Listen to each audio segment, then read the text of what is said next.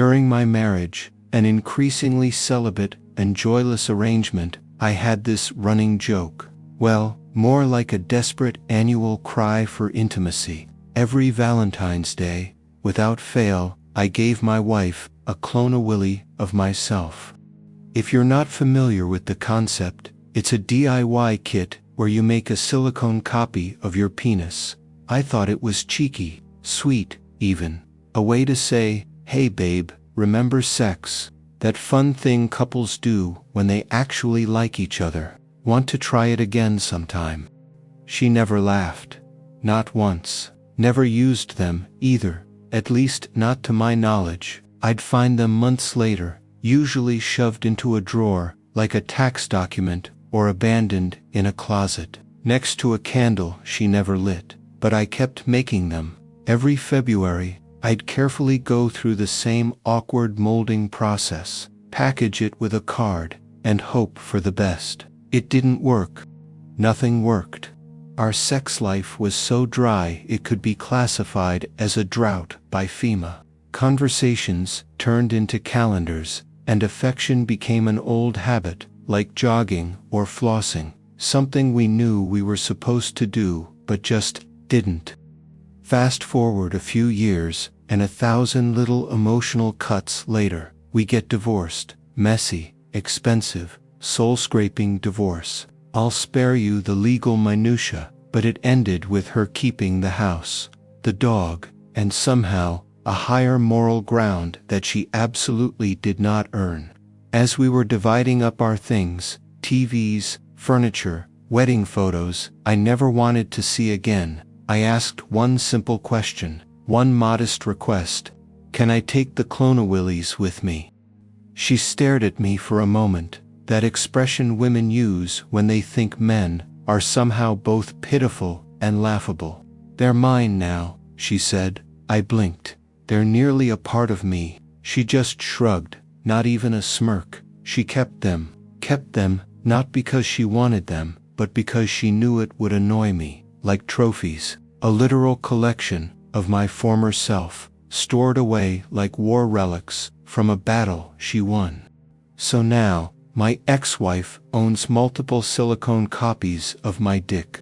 Cool, healthy, normal. A few months pass. I'm barely picking myself up. Therapy, drinking less, sleeping weird, trying not to spiral. She, on the other hand, seems to be thriving. Suddenly she's got this new boyfriend, the kind of guy who shows up to a barbecue and somehow turns a beer into a motivational speech about fitness. CrossFit, of course.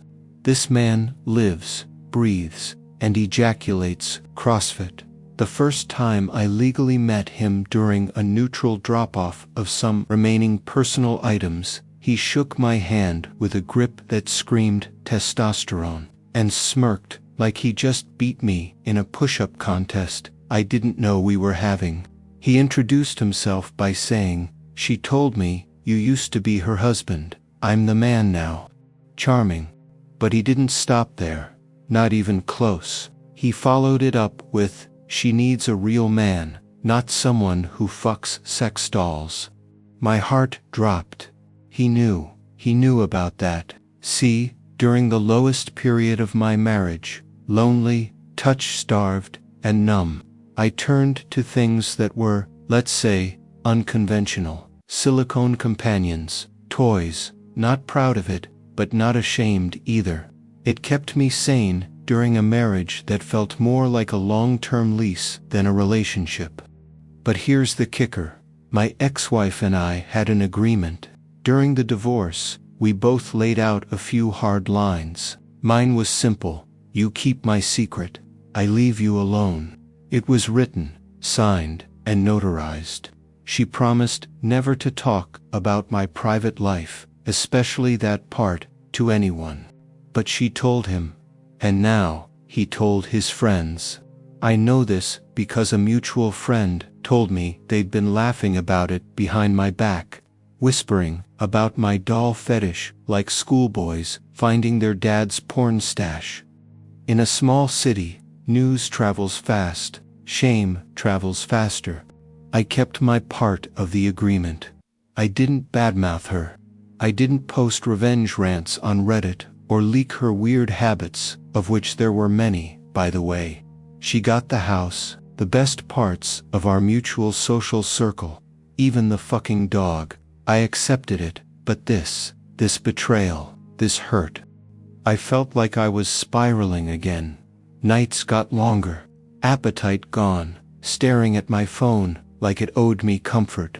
I kept replaying her smirk, his arrogance, the laughter of people who'd never even met me. So I did something petty, not illegal, not aggressive, just clever, quiet.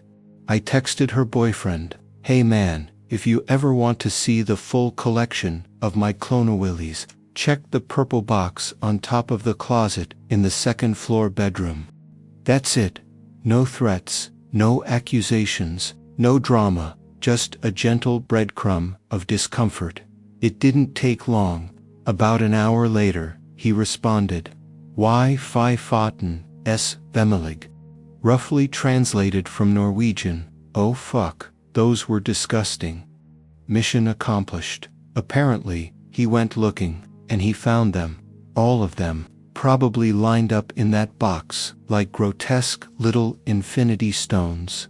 A silicone army, my own personal Avengers, dildo edition. I sat there, holding my phone, laughing in the quiet, absurd way someone does when they've just pulled off the dumbest, pettiest, most satisfying act of revenge in their life. A few minutes later, she texted me, "What the hell is wrong with you?" Oh, so now she was pissed. Now she cared about boundaries. Nope, too late.